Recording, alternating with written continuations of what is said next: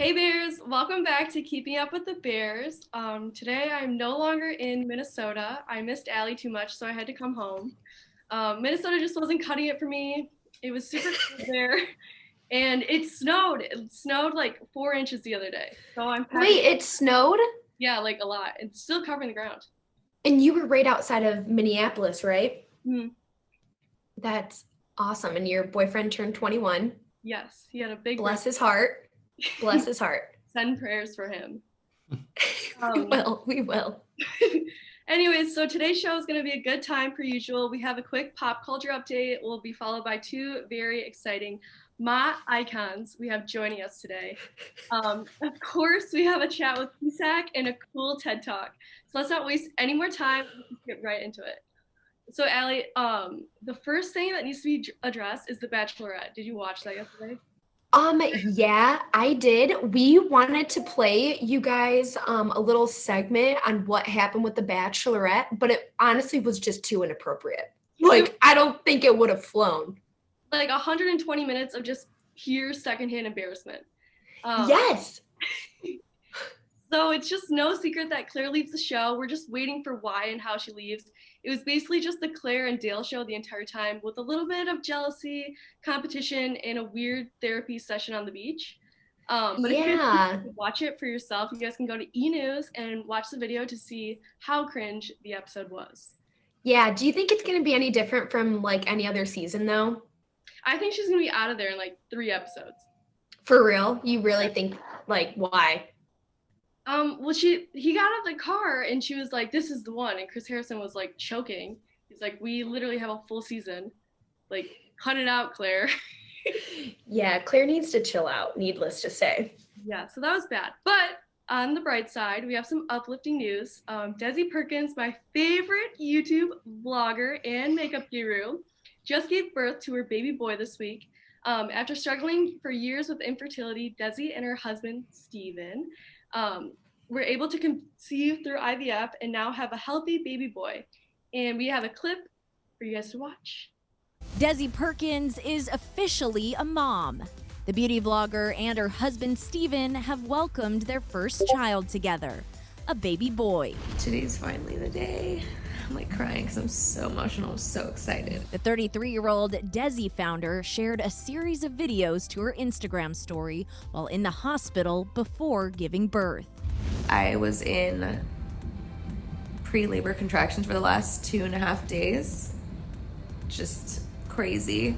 Desi and Steven have been extremely candid about their fertility journey in recent years after suffering a miscarriage in 2013. I think what was really bothering me was that every step of the way it was kind of eating away at my soul, and I felt myself not being myself anymore online. And I think people could feel that, and it almost had more power over me to not talk about it because it just felt like so much of my life that I've been sharing and so much at that moment that I hadn't been sharing. And I just felt like it was a way to take my power back over the situation. And the minute I did, so many women came forward and talked to me about their stories, which was so comforting. I realized I'm not alone, and a lot of us feel alone during these kinds of situations, and it was just a beautiful thing, and I've never felt so light after sharing it all. The couple announced they were expecting in May and have shared every step of the way on social media of their in vitro fertilization journey. I remember it was hard for me to initially accept that my best naturally was just not enough for a viable pregnancy. I remember walking into the fertility clinic and seeing a sign that said, "Expect to expect," and I wanted to start crying. Just those words, like, it gave me so much hope. ET spoke with the couple shortly after announcing their pregnancy and couldn't help but gush over the excitement of becoming new parents. I've always dreamt about it, and before even doing what I do now, my dream was to be a mother. And I have 3 brothers, and I helped my mom with them, and seeing how they've grown up and things took after me, even things I've taught them, it's just so special, and you really help mold somebody. And it's just this unconditional love that I have for them, and I can't imagine what it's going to be like when I have my own child and get to do that with them.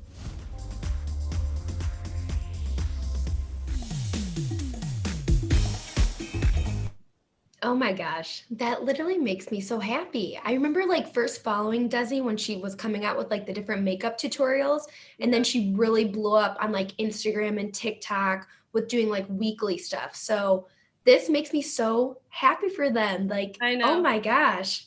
So exciting. And speaking of babies, we do have an icon, one of two icons here with us today that actually just had a baby about 4 months ago.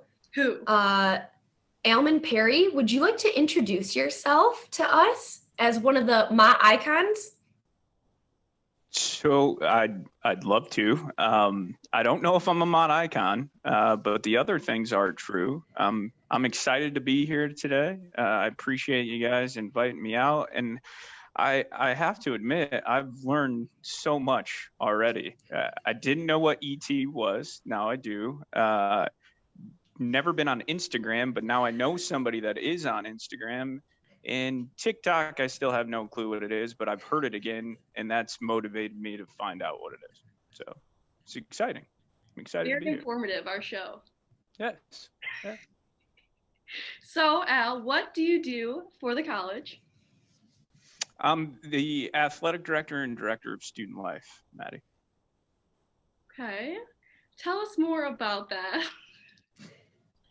So I like to think that part of my job is helping students have a great time while they're on campus, right? So whether that's student athletes or just the average student, the hope is when they come to Mott, they have an experience that's memorable, that gives them opportunities to engage with other students and like-minded people, and then use those skills and assets in their life as they move on. So that's the philosophical version of what I do. If we could redo your job title, would you be the fun director? I've never thought about that, but there's something there. I will definitely bring that up. That's something to write down. Think about for later. So do you have any tips that you would like to give students who are struggling in this virtual atmosphere? That's a great question, and sort of a loaded question. I feel like there's a lot of tips and strategies that not only students but anyone in everyday life could try to implement right now to make this virtual atmosphere a little bit better. I think in general, for a student, remembering what your motivation was for education and sticking to that and creating good habits that reinforce that is important. I think being disciplined is important, right? Showing up, kind of creating your own schedule, making sure that you're showing up for classes, regardless of whether you're meeting or not, in particular times. Doing things like what I like to call swallowing the frog, picking that hardest thing for the day and making sure that you get that done first, to ensure that every day you're kind of chipping away at things. I think another important thing during a virtual format is not being afraid to ask for help. I think even in person it's tough to do, but then virtually, when you haven't had the opportunities to create that strong bond, that in-person bond, it's even more important to remember that Mont's faculty, staff, and really other students are here to help you in any way that they can. We have amazing staff and faculty members here. You're about to meet one of them who truly is an icon, and we love to help students. That's why we do what we do. I can keep going, Madi. I think that was a lot, and I think that did wrap around my question. But in terms of fun, how do you recommend students have fun during this virtual time?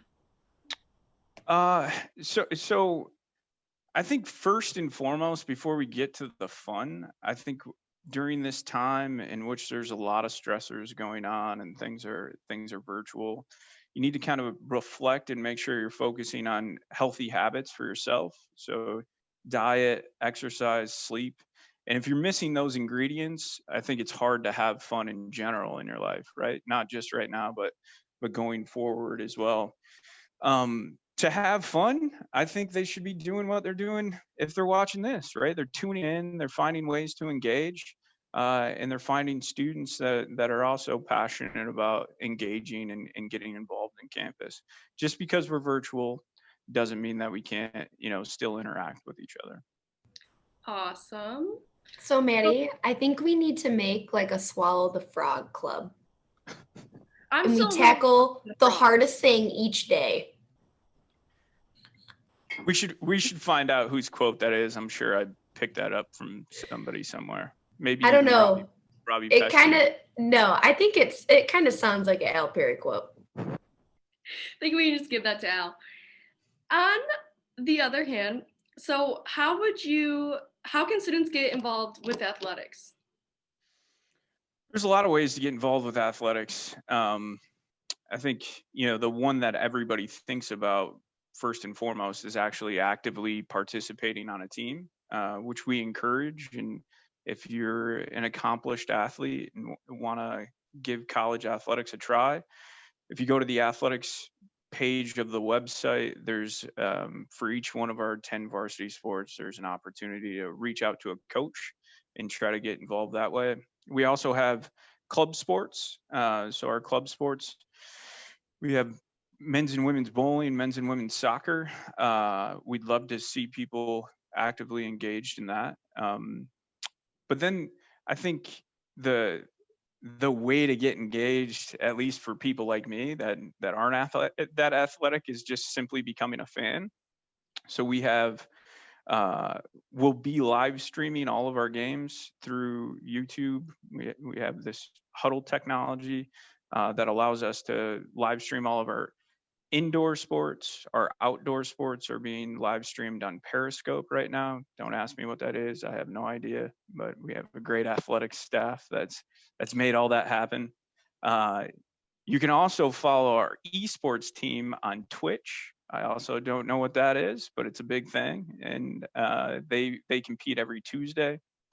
And then on the social medias, I think that's what it's called. The social medias, we have a Twitter account at Bruin Club, and you can get updates that way and stay engaged as well. I think lastly, when it comes to getting involved with athletics, we're always looking for students that have an interest in athletics or getting into athletics eventually. And we have opportunities surrounding the program for them to potentially be work study students or, volunteers in different capacities as team managers or announcers or mascots. So yeah, there's a lot of different ways to get involved, and we highly encourage students to do that. Awesome. So what does athletics look like right now? So it looks very similar to everywhere else in the world right now. So we're wearing masks and social distancing, changing a lot of the protocols for sports to ensure that we're doing it in a very safe and healthy manner. If you come into the field house, there's directional arrows to control traffic flow. Pretty much everything that you see out there in society right now is the same way athletics looks, which is definitely a change for us. Like, it's been a change for everybody, but we're happy to have the opportunity and the support of the administration to pull this off in a safe way. Awesome. And then my last question is, why is athletics important to have right now, given the circumstances with COVID? It's a great question. Who wrote these questions? These are good questions. Was that you, Someone Maddie? super smart. Nice.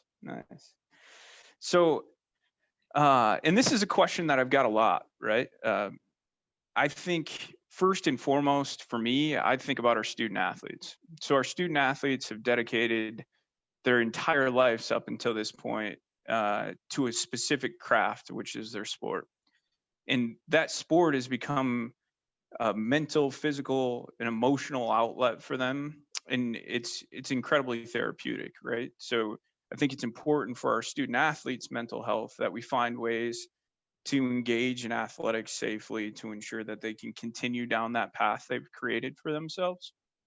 But then secondly, I think, more philosophically, athletics is about human development in general. And during a time in which there are a lot of outside stressors, you know, whether it's COVID or the election or all the other things that are happening in the world right now, it's important for our athletes to still get that experience of developing discipline, developing ways to cope with stressors, and some of the things that I talked about earlier as far as healthy practices during COVID, or during virtual engagement. And then I think lastly, and we've kind of seen this at the national level with sports going away for a while. Sports are something that galvanize our community, and we really use as a therapeutic for the entire nation. So I know not everybody is a sports fanatic, but a lot of people, you know, use sports as that conversation topic that breaks down barriers and helps us come together as a community. So those are just a few reasons. They're not an exhaustive list. We could talk about school pride, we could talk about exercise, we could talk about a lot of things, but I feel like I've already talked probably more than I should have, Maddie. So. Al, I have one follow-up question for you. Sure. And so I know, like, if you had to get rid of one sport, it would probably be volleyball. But if you had to keep or add a new sport, what sport would you guys want to have at Mott that you don't already have? First, let me address the falsehood that you started with. We certainly wouldn't get rid of volleyball, nor any of our sports. We're very happy with the success that we've had thus far. You know, that's a great question. We have 4 clubs right now that I mentioned earlier. Obviously, we'd like to see them eventually make a transition to the varsity level, but I think the sport that we'd all like to see in this community is football, but there's a lot of barriers to creating a football program, and not to get too into it, but I mean the biggest one is simply competition. I think the closest NJCAA football team is 10 hours away, so obviously it's hard to create a league schedule with 6 to 8 games when you have to travel 10 hours to get to one team. So. Well, 10 hours oh my gosh. time on the Bearmobile. Right. No one wants to spend that long on the Bearmobile unless we have to. No one on the Bearmobile that long. Well, thank you so much, Al. We really appreciate you taking the time to chit chat with us a little bit. Now we have your best bud, your #1 hype dude, the other icon here at Mott. Everyone loves him, newlywed Robert Piescke. Hey guys, thanks Hello. for having me on. And thanks for having me on with Al. I was hoping he was going to say water polo. That's what I'd like to see. That's the sport I'd like to see. Robbie, you can coach water polo if we get that. We need a swimming pool, I think, too. We'll figure that out as we go. It's fun. I'm in. Oh my gosh. I'm in. I can't wait. I volunteer as tribune. Well, Robbie, can you like introduce us and like tell us who you are and what you do at the college, little icon? Yeah. My name is Robert Piescke, and I teach in our humanities division. I'm an English professor, and so I teach mostly composition classes and a few literature classes here and there, sometimes creative writing, and I also direct our writing center at Mott. Wow. So I also hear that you have a work that you dedicated to your dog, and it is phenomenal. I want to read it. Oh yeah, I did write an essay. Is that what you're talking about? I am, yes. I wrote an essay a few years ago after my best buddy in the entire world passed away. He was 13. And for a long time, it was just he and I. And I wrote an essay. It was pretty therapeutic to write that piece. I don't write a whole bunch anymore, but that was a special piece. That was a way for me to kind of work through some of the pain of losing my buddy, you know. So yeah, I did. There is a piece out there about me losing a dog. Yeah. I've inherited 2 dogs though. You mentioned that I was recently married, and that's true. And their names are Gary and Maggie, and Gary's this little fluff of a poodle who bit my face the other day. You see this? That's from Oh him. my gosh. I know, he's a monster, the cutest little monster, but he's a monster. And then Maggie's a big golden doodle, and she's a sweetheart. But anyway, that's a tangent, I think. Are Gary and Maggie with you in the room? No, they're not. Darn. They're elsewhere in the condo. I don't know. Darn. I'll Okay. try to get. I don't think either of them are gonna come out. Gary's had it in for me since day one, and Maggie's a little anyway. Jeez, Gary, get it together. Well, I won't hold up the interview any longer. I know Maddie has some wonderful questions for you, Robbie. I do have a lot of questions about Gary. Yeah, me too. I think we should start with, what is the most challenging part of being a professor right now? Yeah, there are a lot of challenges with being a professor right now. For me, though, it's not being in the classroom. This is my 10th year of teaching, and all of the material that I've developed over those 10 years was with classroom teaching in mind. And so having to translate all of that material into an online format has been challenging for me. I've never taught online until the beginning of this year when we first kind of closed down, and so it's been hectic to move my material online. But even more than that, I genuinely like being in the classroom. I really like the dynamics of being of teaching in the room with students. I really miss the nonverbal cues you get from students. Students are so animated and they don't even know it all the time. But it's so clear to me when a student or when a group of students don't get something that I'm teaching. You see it on their faces, like, what do we, what? And you also get validation though too. Students, when they understand, they're very expressive, shaking their heads along with lecture, whatever.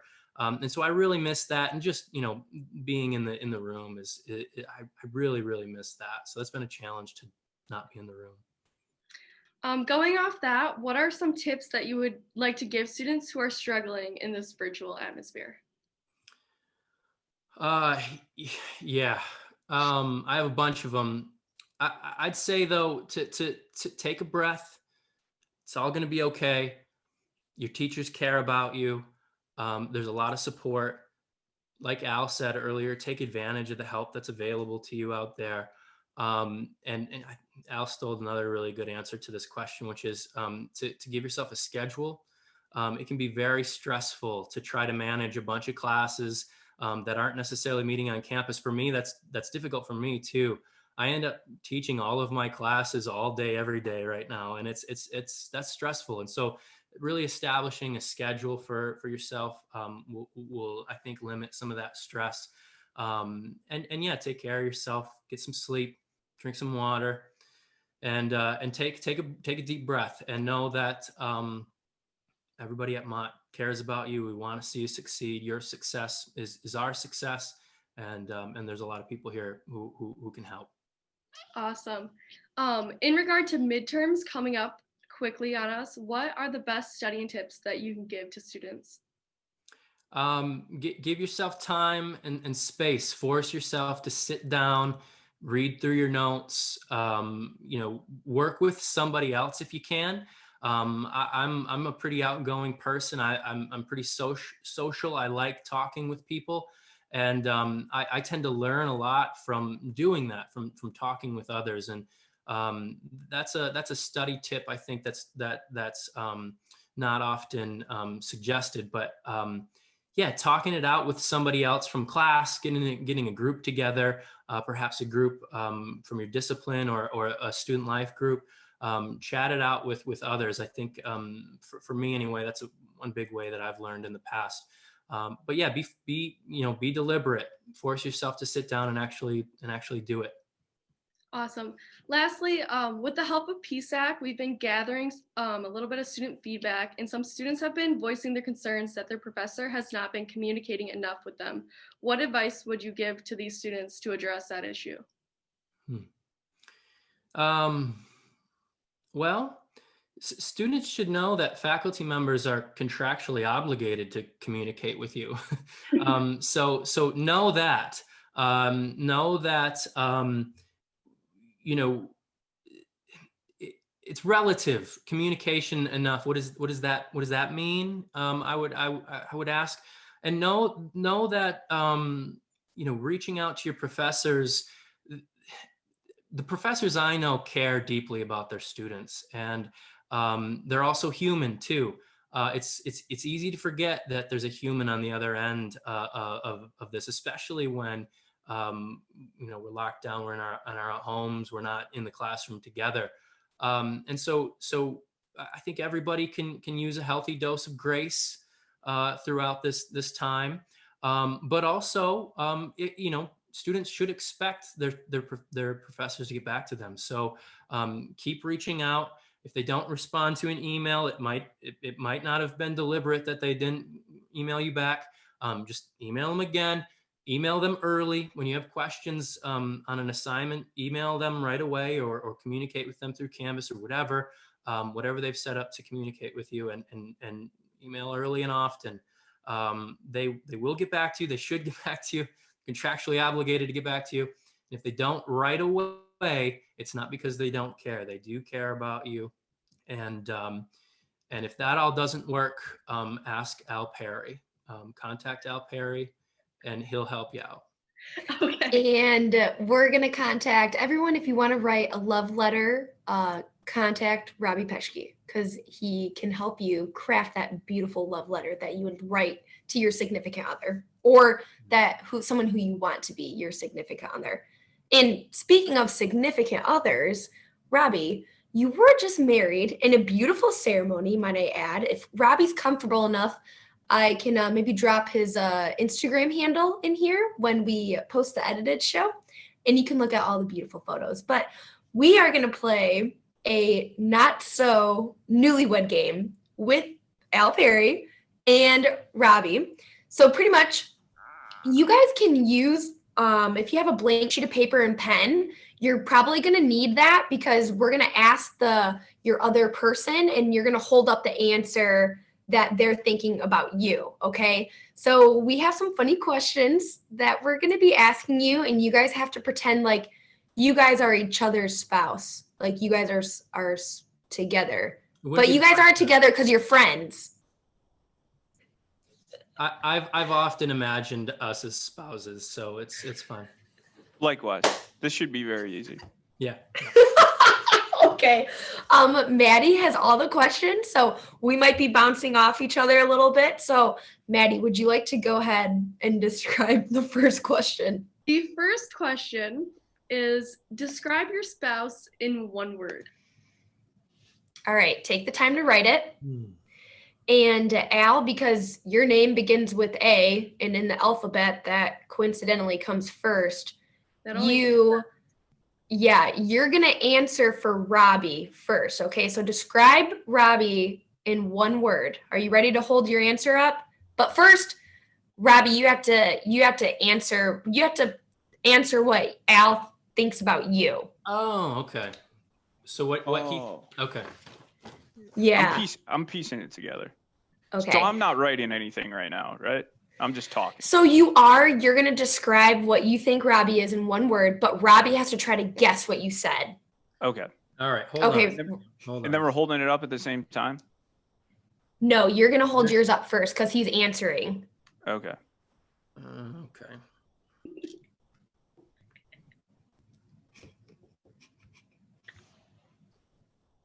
Okay, Robbie, what do you think Al said about you? What do you think Al is describing you in one word? I kind of cheated a little bit. Well-groomed. Okay. Hold it up, Al. This is going to take some explaining. But... Well-groomed. I got it. Yeah. Close. Nobody set it up.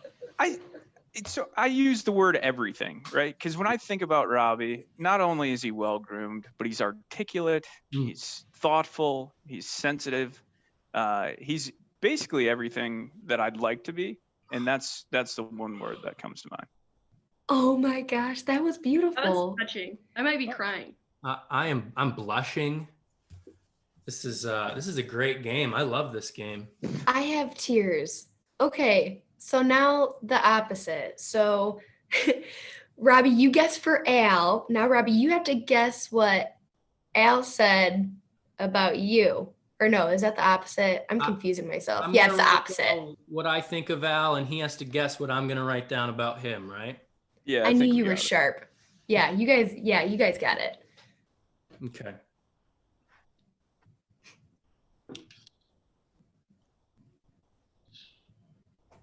Are you ready? I'm trying to cheat. Okay. Yeah. Yeah. So I go first, right? Yes. I'm putting fun. It's hard to see. I have poor penmanship. I'm working on it. I haven't figured it out yet, but I just put fun because I try to be fun. What do you got, Robbie? Hit me with it. I wrote dad. Which you're literally a father, and also I think you're the best of what good fathers can be, not just for your kids but for other people as well. You care deeply for your friends. I know this firsthand, and you're a legit dad to your kids too, and I admire that and look up to you in that regard. So dad is what came to mind first. Wow, tears are actually coming down my face. Thank you, Robbie. Yeah, buddy. Yeah. That was beautiful. So the second question, we don't have to hold it up. You guys are just gonna say it, okay? So Robbie, if Al were an animal, what would he be and why? I think Al would be a sea anemone. Am I saying that right? I think so. Because he will cling to the strongest of foundations. In spite of rushing tides, Al's strong and also handsome AF. Thank you, Robbie. Ironically, I have a tattoo of a sea anemone. So. Oh my gosh. It's weird, but I knew that. There you go. Oh my gosh, that was very well descriptive. I can tell you're an English professor, Robbie. All right, Al, if you had to describe Robbie as an animal, what would it be and why? I don't think any animal in the animal kingdom right now does justice for Robbie. I'll just be frank. But if I was forced to pick one, I'd have to say a unicorn. And the reason being is every time I'm around Robbie, it's magical, right? And I anticipate, though I've never met a unicorn, that my experience with a unicorn would be very similar to Robbie's. They say that a unicorn's tears heal people. And when I spend time with Robbie, it heals me. So it's got to be a unicorn. That's the only thing I can think of. Guys, I wrote unicorn. I was going to say that. Nice. Oh my gosh. Okay, so our next question is, who is most likely to pass gas and not own it? I mean, neither one of us. I don't think either one of us would do that. We're gentlemen. Either of us would own it too. Yeah. I'm not proud. Mm-hmm. Well, Al can't smell, so I don't know how accurate that is. It's true. I can't smell. But neither one of us. Gentlemen. I can see that. You guys are honest, and you are gentlemen. I would definitely say that. Okay. So, what would you guys say is your spouse's, what do you think your spouse would say is his best and worst features?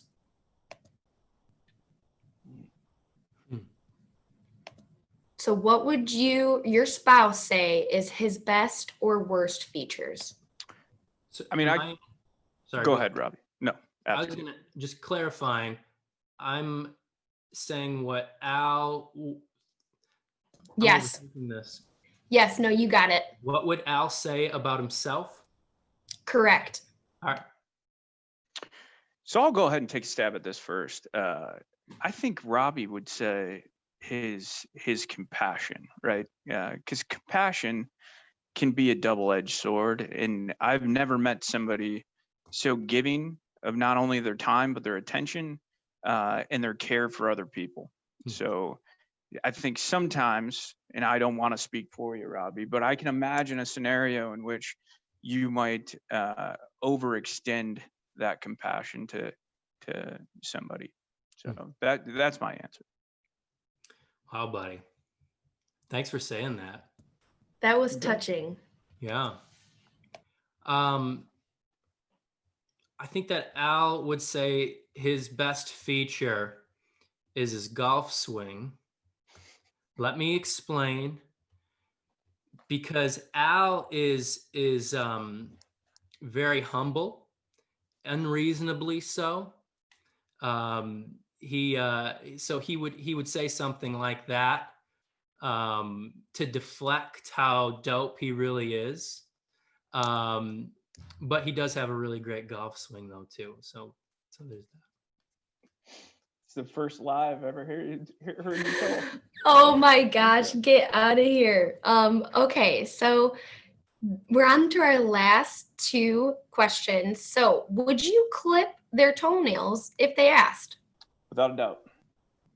Yeah, I have clipped his toenails before. Okay. We were in Mexico after a wild night. There were police involved.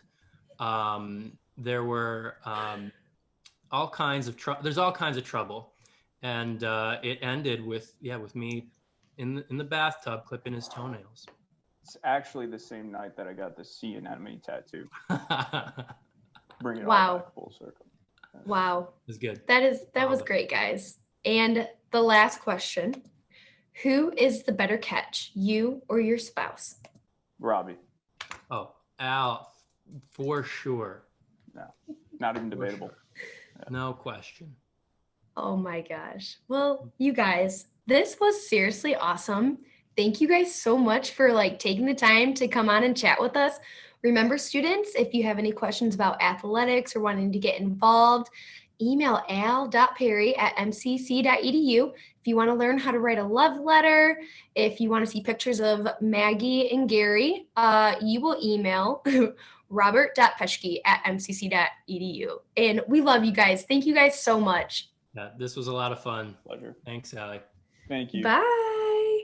Bye, guys. Alrighty, Bears. So for our next segment, we do have JAZLYNNE CATHEY with us, and she will be interviewing two more icons at the college, Rachel MacMaster, our Institutional Research Analyst, and Paul ROZYCKI, our Political Science faculty member. JAZLYNNE, take it away, sister. Hi, my name is JAZLYNNE CATHEY. This is the segment. I hope you guys enjoy that I tried to make things kind of fun, spooky season, and also that I don't have lipstick in my teeth. So to start off, welcome to Professor ROZYCKI and Ms. MacMaster.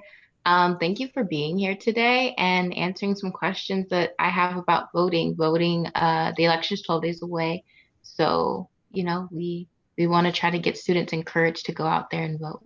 So welcome. Thank you. Sure, good to be here. Awesome. Okay, so I have this first question. The online voter registration deadline has passed. It was October 19th, right?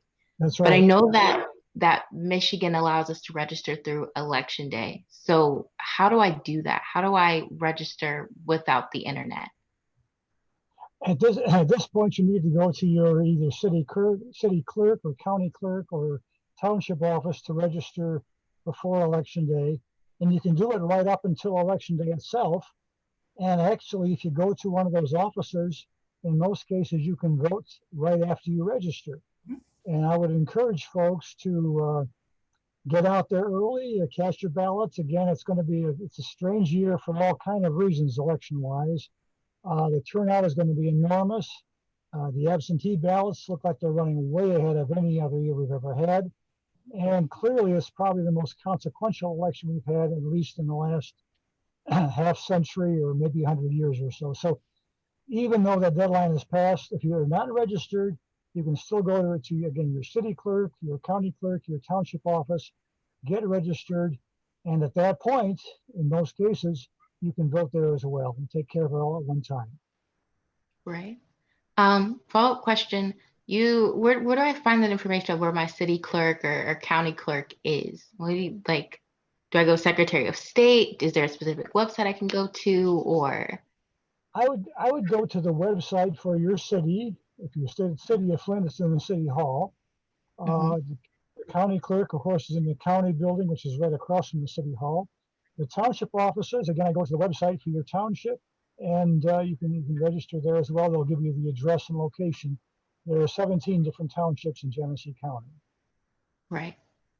Thank you. That is super informative. So students out there, if you have not registered, catch a ride, drive somewhere, to your township, to your county, wherever you can. Go out and vote. I encourage you, young voters matter an awful lot this year. It's a critical election. Yes, it is. Speaking of voting and casting your ballot, ballots have a ton of candidates on them. I'm a first-time voter, and I got my absentee ballot, a couple days ago, and I'm looking at all the names, and I'm really overwhelmed about all the research I'd have to do. So, are there any websites or resources either of you can give students to make it easier to fact check, and to research these people? Yes. Yeah, I'm going to recommend two. One of them is the League of Women Voters.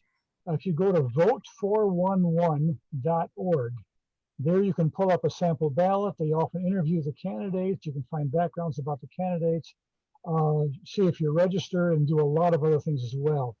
The other one I'd recommend is Michigan or mi.gov/vote. That too will make sure you're registered. We'll pull up a sample ballot, tell you where to vote. If you've turned in a ballot, it'll also tell you whether your ballot's been accepted, if you voted absentee. So both of those are really key elements. And I also mentioned that most candidates, or many candidates, have their own websites. If you pull up their names, you'll very often pull up their website too. So there's a lot of resources out there. And really, one of the advantages of absentee or mail-in voting is that it does give voters a chance to do those things. When you walk in the voting booth cold, and you just have 5 minutes if you're lucky to fill out the ballot, people get confused. When you've got the ballot at home, as I say, you can go over the names, you can check them out, make a phone call, talk to friends or people you trust, and really learn an awful lot more about both the candidates and also the proposals on the ballot. There are 2 statewide proposals this year, and there's a number of local ones as well for local school boards and things like that. So it really gives you a chance to learn the details of the ballot when you've got it in front of you at home. Right. Rachel, do you have any that you might want to throw out there? He took mine. Oh, sorry. That's all I've got. I was going to talk most about Vote 411, the League of Women Voters website. My mom is on the League of Women Voters. She's obsessed with this website. She tells everyone about it. So I can't recommend that one highly enough. It's really helpful. Yeah. Okay. So thank you both for that. I definitely have used the League of Women Voters before. Their website's amazing. I've heard of Vote 411, so I'll definitely look at that. And now the ballot does not look as scary. I opened it up and I was like, oh my God. But now I feel better. And I hope students out there feel better too. So this is a question, Rachel, if you could answer first. This first part, what do I need to vote in person? Technically just yourself. Michigan does not have a voter ID requirement like some states do. You'll be asked if you have one when you go vote, but don't let a poll worker tell you you can't if you don't have one. What you'll do if you don't have one is you'll sign an affidavit, some sort of legal document promising that you are who you are, you live in the district. And then they'll go and they'll check. And if that's not true, then your vote will be tossed. But right. That's my dog.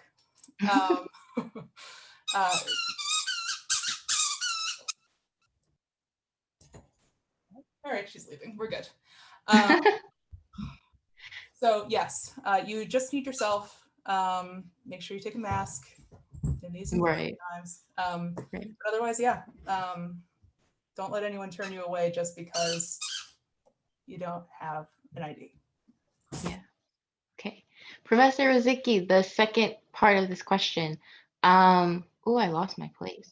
I found my place.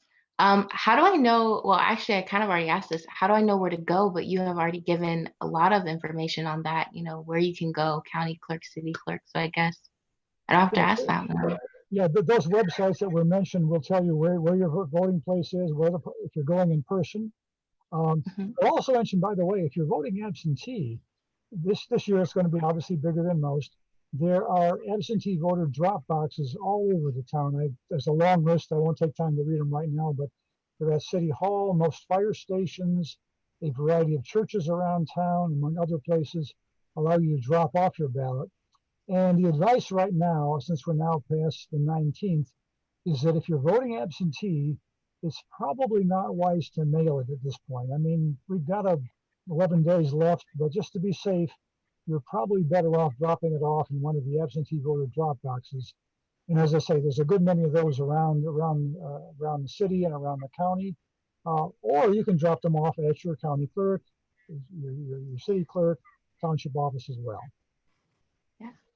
Awesome, because that was actually my next question. What if you're absentee ballot voting? Where do you drop them off? But you answered that beautifully. There are a ton of drop boxes. I have a lot of resources. I'm part of this nonprofit campaign as well, so I'm storing stuff in the back of my mind so I can also help push out the vote. My next question: if you are in-person voting, I know that I'm doing absentee, but I worry about other students maybe getting yelled at or people trying to influence decisions, right? There's a lot of voter intimidation tactics that go on at polls. This is a question for both of you. What do I do if someone tries to make me leave the line or change who I want to vote for? Well, not unlike having someone not turn you away because you don't have an ID, you should not let anyone turn you away because they're telling you to vote one way or the other. That's probably easier said than done if you're already a little anxious about everything. But there are technically laws where you have to stay a certain number of feet away from any polling place if you're campaigning for anyone. So you'll see if you're at your polling place, there might be a lot of, yard signs out, but they're going to be exactly the distance it needs to be from the door. So if someone is trying to intimidate you, make that all the more reason to stay in line, make your voice heard. And if that happens, you should probably call the police or some sort of, maybe the clerk, someone who would have some sort of authority to go and see what's going on. And know that they say this every year on CNN or whatever when you're watching the election returns. If you're in line by the time the doors close, you still vote. So don't leave. If it's 8 o'clock and you're still waiting in line outside of where I vote, Twin City Baptist Church, day, you can still vote. So do everything you can to make sure that actually happens, even if you not to. I would also mention that the parties usually have attorneys available if there are legal problems. They may not be at all polls, but they are available on election day if there are problems. And there have been occasional problems here in the city of Flint where legal action can be taken. So you do have the right to vote. And there is the worry this year about more intimidation than most. We'll see what happens, but there is that concern.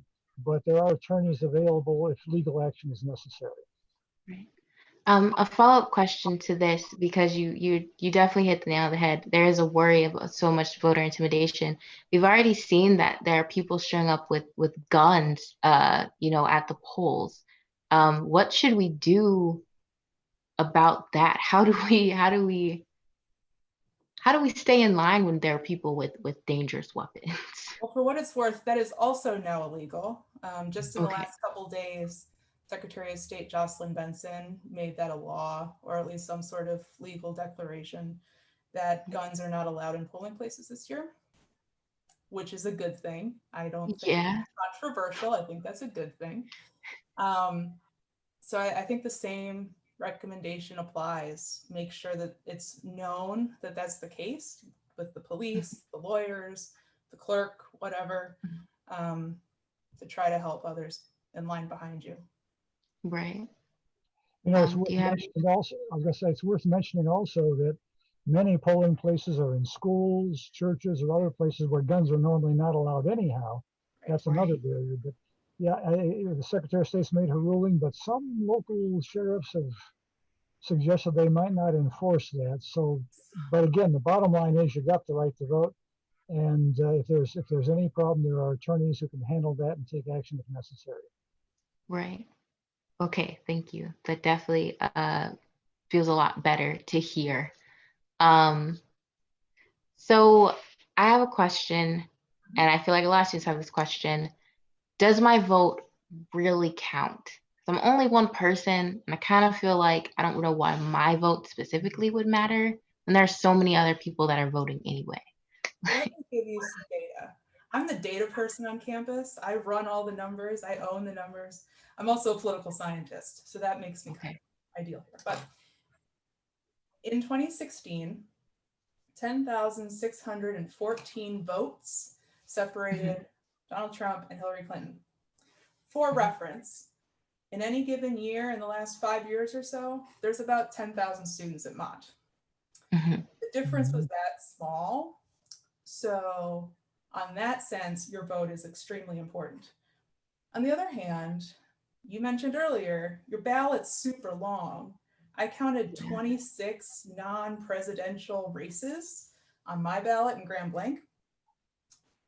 All 26 of those races, 27 if you include the presidential one, are super, super important. And the number of votes for those offices are a lot smaller too. So just by the virtue of, I don't know, proportions, it's going to be your vote for, you know, prosecutor in Grand Blanc or in Genesee Township, or Genesee County, it's going to be really important. So we should also keep in mind that voter turnout this year is en route to be tremendously above average, where in a presidential year, you're looking between about 55-60% in a big year. Midterm elections, you're looking at 35 to 40%. The 2018 was a lot higher. We're looking to break that record in spades, just on the day how many people have already voted. I wrote that down. Let me see. Where is it? Yeah, so in 2016, about 140 million people voted. This year, as of an hour ago, 46 million people have already voted. And we're talking about. So it's going to be big. So please vote. Yeah, I would add here in Genesee County, there's more than a few races in the last several years that have been decided literally by one vote. Some city council races, been a few school board races where literally a vote or two made the difference. Wow. Okay, so all of you out there, vote, because you can make a difference. Those are all the questions that I have. I'm trying to think of any that a student might want to know or might, you know, need to have access to something. And I can't really think of anything really. Oh, I do have a question. Sorry. We talked a little about this earlier, right? You can get in and look at certain candidates and what their issues are and what they're voting for. But, you know, just in general, you know, what issues do you think we should really be paying attention to this year, right? What are some things that we really need to be super clear cut fact checking for this election?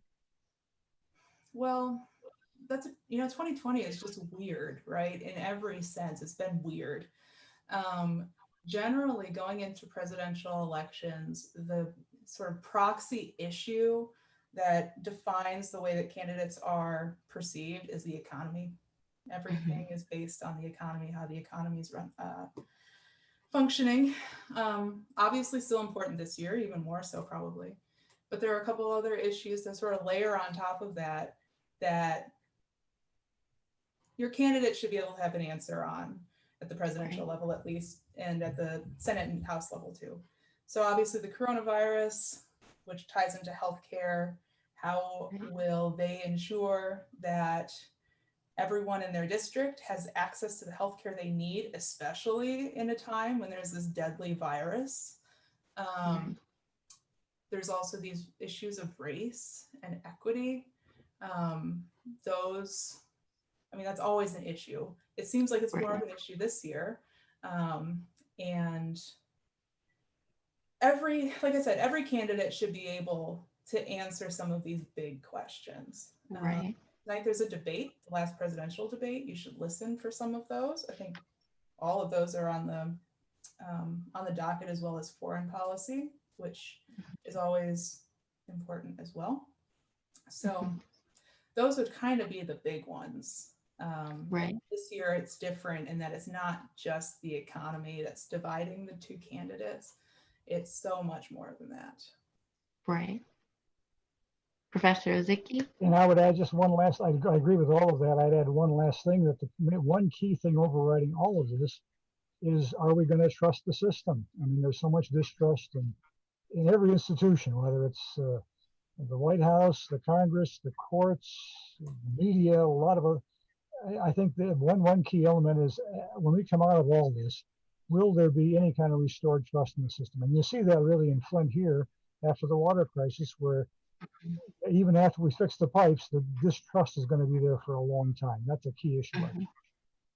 Yeah. Okay, so debate is coming on today, tonight, the last presidential debate. So we should definitely tune into that. That's all I have. Thank you for being such inspirations for voting. Thank you for giving us such great information. And I feel very inspired to vote, knowing especially about the 10,000 voter things between Hillary and Trump. The fact that we have 10,000 people on campus on any given year, like we could have been that. That's super, super inspiring.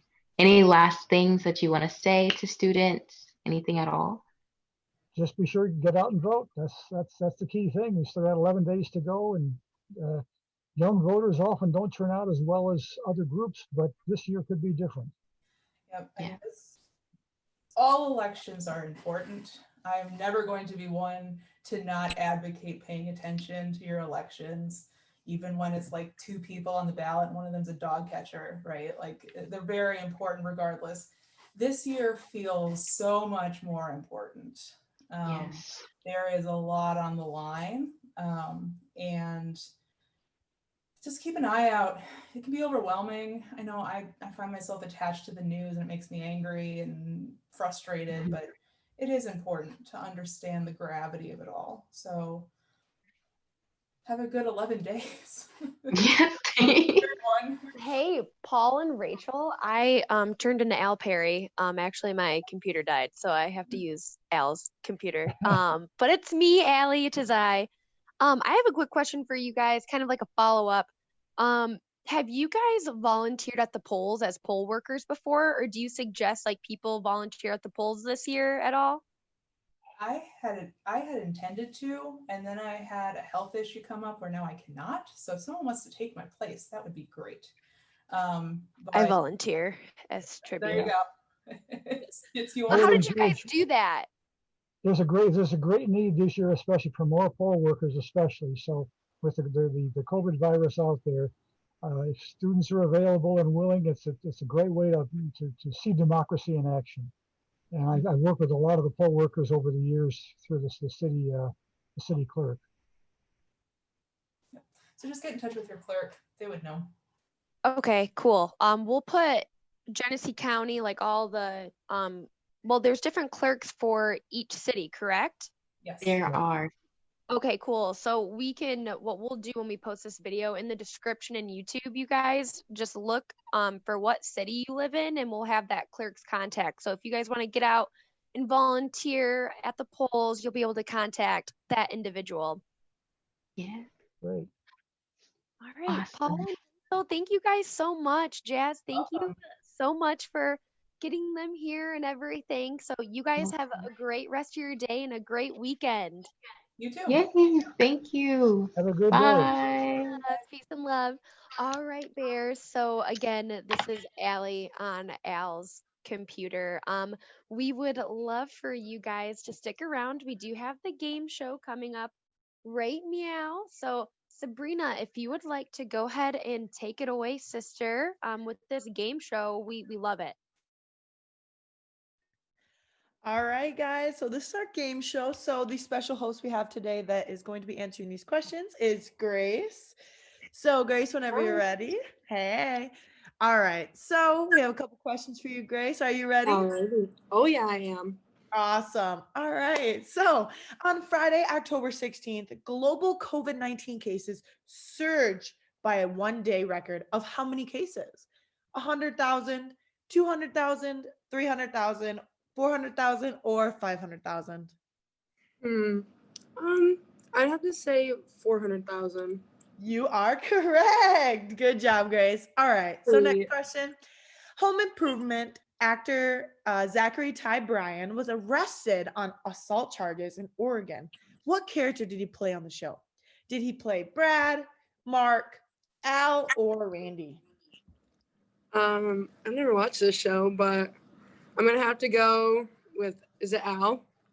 It's not. It's Brad, but dang. close. All So right. close.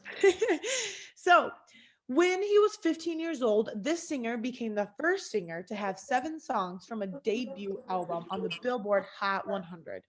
Now, at 26-year-old, he or she is trying to get the world to realize just how lonely it can be to be that popular and successful at such a young age, with a new song title called Lonely. So it could be Ariana Grande, Justin Bieber, Taylor Swift, or Selena Gomez. I'll have to go with my man Justin Bieber. Yup, it's my man JB. All right. So, a 5-year-old in San Francisco helped police rescue a 20-year-old I don't know how to say that, animal that has been stolen from a zoo.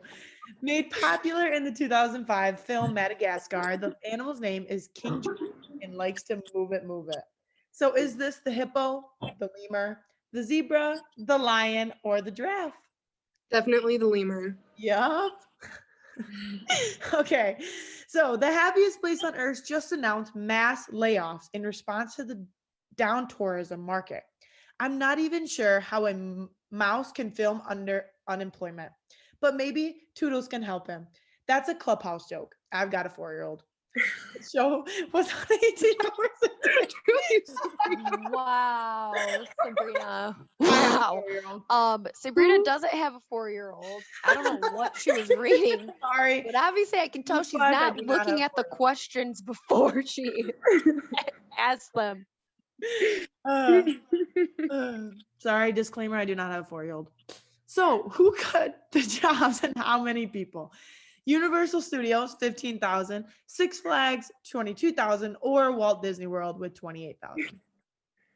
I have to say Walt Disney World, 28,000. All right, last question here, Grace. Donald Trump is 74 years old. Joe Biden is 77 years old. How many people believe these two men might be too old to be president? Opinions aside, there is a required age to qualify for the holding presidency. What is the minimum age to the president? 35, 40, 45, or 50? I think it's 35. Yes, it is. Good job, Grace. Sweet. Good job, Grace. And thanks for joining the game show with us. Of course. Again, Sabrina does not have a 4-year-old, but if she did, it would be totally fine because we can support you. Okay, Bears. So we have a lovely TED Talk with us today. And this is actually the secret to a happier workplace. So I think this is something that we all are struggling with right now. Um, Again, they're going to go over that it's kind of like your lens and what you make of it right now. So we have a lovely clip, and we hope you enjoy the TED Talk. When I was 7 years old and my sister was just 5 years old, we were playing on top of a bunk bed. I was 2 years older than my sister at the time. I mean, I'm 2 years older than her now, but at the time that meant she had to do everything that I wanted to do, and I wanted to play war. So we were up on top of our bunk beds, and on one side of the bunk bed I had put out all my G.I. Joe soldiers and weaponry, and on the other side were all my sister's Milos and ponies and ready for a cavalry charge. There are differing accounts of what actually happened that afternoon, but since my sister is not here with us today, let me tell you the true story. Which is my sister is a little bit on the clumsy side, and somehow, without any help or push from her older brother at all, suddenly Amy disappeared off of the top of the bunk bed and landed with this crash on the floor. And I nervously peered over the side of the bed to see what had befallen my fallen sister, and saw that she had landed painfully on her hands and knees on all fours on the ground. I was nervous because my parents had charged me with making sure that my sister and I played as safely and as quietly as possible. And seeing as how I had accidentally broken Amy's arm just 1 week before,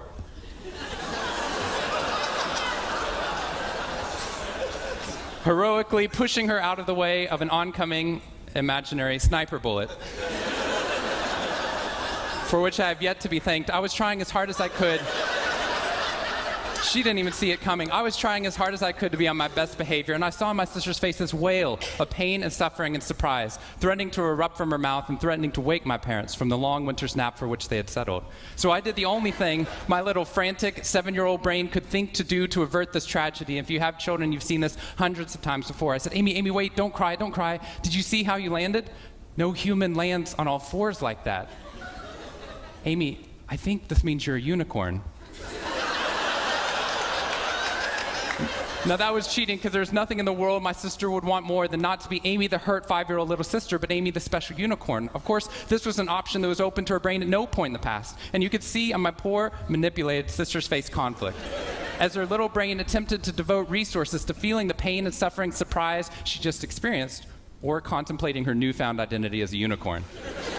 And the latter won out. Instead of crying, instead of ceasing our play, instead of waking my parents with all the negative consequences that would have ensued for me, instead, a smile spread across her face, and she scrambled right back up onto the bunk bed with all the grace of a baby unicorn. With one broken leg. What we stumbled across at this tender age of just 5 and 7, we had no idea at the time, was something that was going to be at the vanguard of a scientific revolution occurring 2 decades later in the way that we look at the human brain. What we had stumbled across is something called positive psychology, which is the reason that I'm here today and the reason that I wake up every morning. When I first started talking about this research outside of academia, out with companies and schools, the very first thing they said to never do is to start your talk with a graph. The very first thing I wanted to do is start my talk with a graph. This graph looks boring, but this graph is the reason that I get excited and wake up every morning. And this graph doesn't even mean anything. It's fake data. What we found is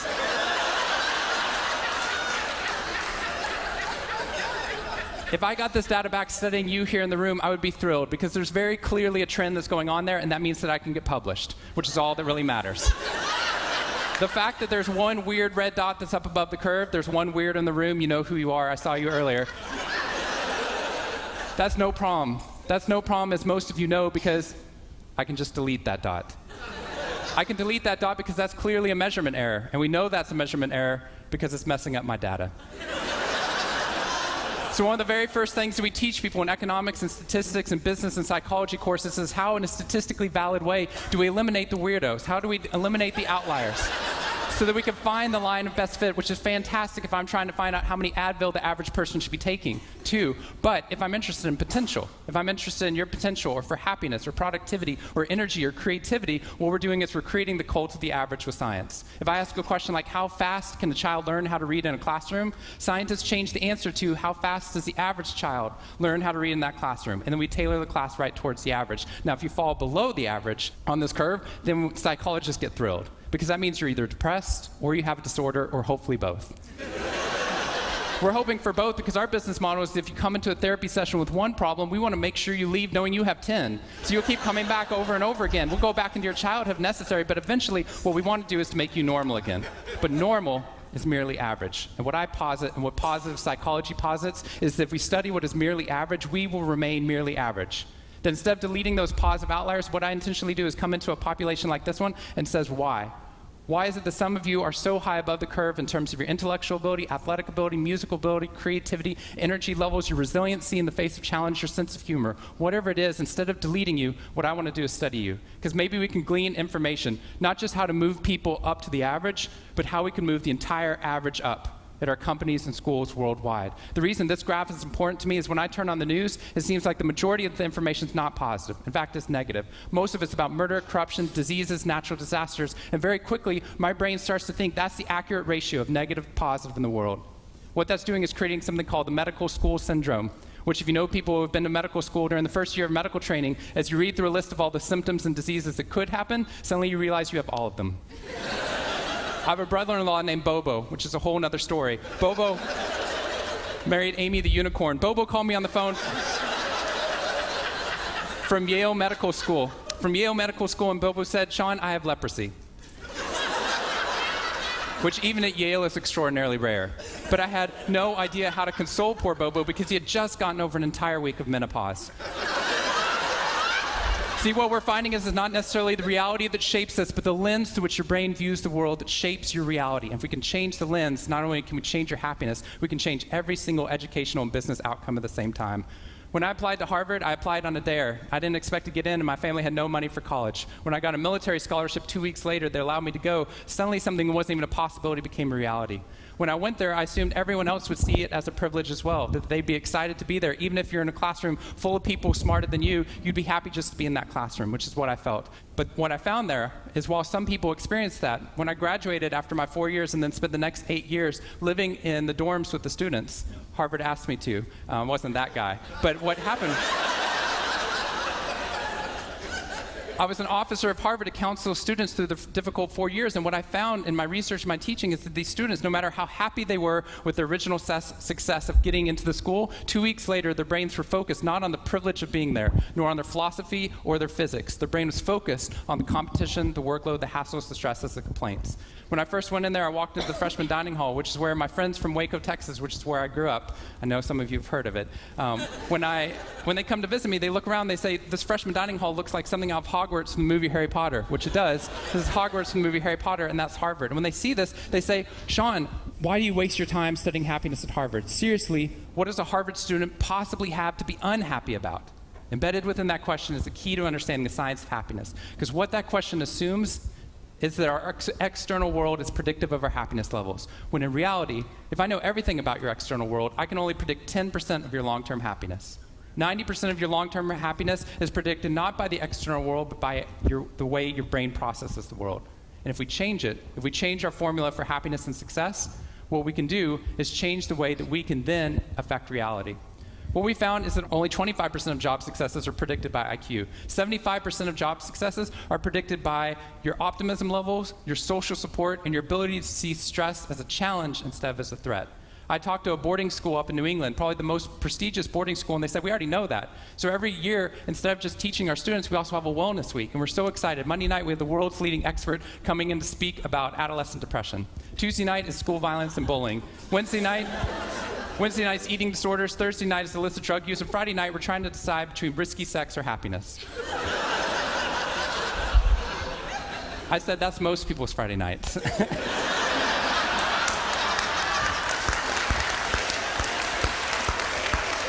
Which I'm glad you liked, but they did not like that at all. Silence on the phone. And into the silence, I said, I'd be happy to speak at your school, but just so you know, that's not a wellness week. That's a sickness week.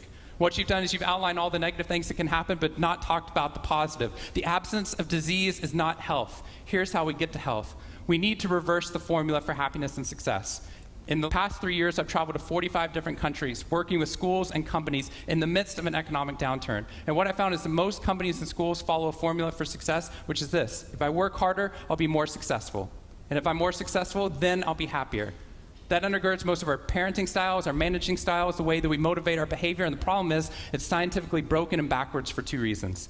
First, every time your brain has a success, you just change the goalpost of what success looked like. You got good grades, now you have to get better grades. You got into a good school, now you have to get a better school. You got a good job, now you have to get a better job. You hit your sales target, we're going to change your sales target. And if happiness is on the opposite side of success, your brain never gets there. What we've done is we've pushed happiness over the cognitive horizon as a society. And that's because we think we have to be successful, then we'll be happier. But the real problem is our brains work in the opposite order. If you can raise somebody's level of positivity in the present, then their brain experiences what we now call a happiness advantage, which is your brain at positive performs significantly better than it does at negative, neutral, or stressed. Your intelligence rises, your creativity rises, your energy levels rise. In fact, what we found is that every single business outcome improves. Your brain at positive is 31% more productive than your brain at negative, neutral, or stressed. You're 37% better at sales. Doctors are 19% faster, more accurate at coming up with the correct diagnosis when positive instead of negative, neutral, or stress, which means we can reverse the formula. If we can find a way of becoming positive in the present, then our brains work even more successfully as we're able to work harder, faster, and more intelligently. What we need to be able to do is to reverse this formula so we can start to see what our brains are actually capable of. Because dopamine, which floods into your system when you're positive, has two functions. Not only does it make you happier, it turns on all the learning centers in your brain, allowing you to adapt to the world in a different way. We found that there are ways that you can train your brain to be able to become more positive. In just a 2-minute span of time, done for 21 days in a row, we can actually rewire your brain, allowing your brain to actually work more optimistically and more successfully. We've done these things in research now in every single company that I've worked with, getting them to write down 3 new things that they're grateful for 21 days in a row, 3 new things each day. And at the end of that, their brain starts to retain a pattern of scanning the world not for the negative, but for the positive first. Journaling about one positive experience you've had over the past 24 hours allows your brain to relive it. Exercise teaches your brain that your behavior matters. We find that meditation allows your brain to get over the cultural ADHD that we've been creating by trying to do multiple tasks at once, and allows our brains to focus on the task at hand. And finally, random acts of kindness or conscious acts of kindness. We get people, when they open up their inbox, to write one positive email praising or thanking somebody in their social support network. And by doing these activities and by training your brain just like we train our bodies, what we found is we can reverse the formula for happiness and success, and in doing so, not only create ripples of positivity, but create a real revolution. Thank you very much.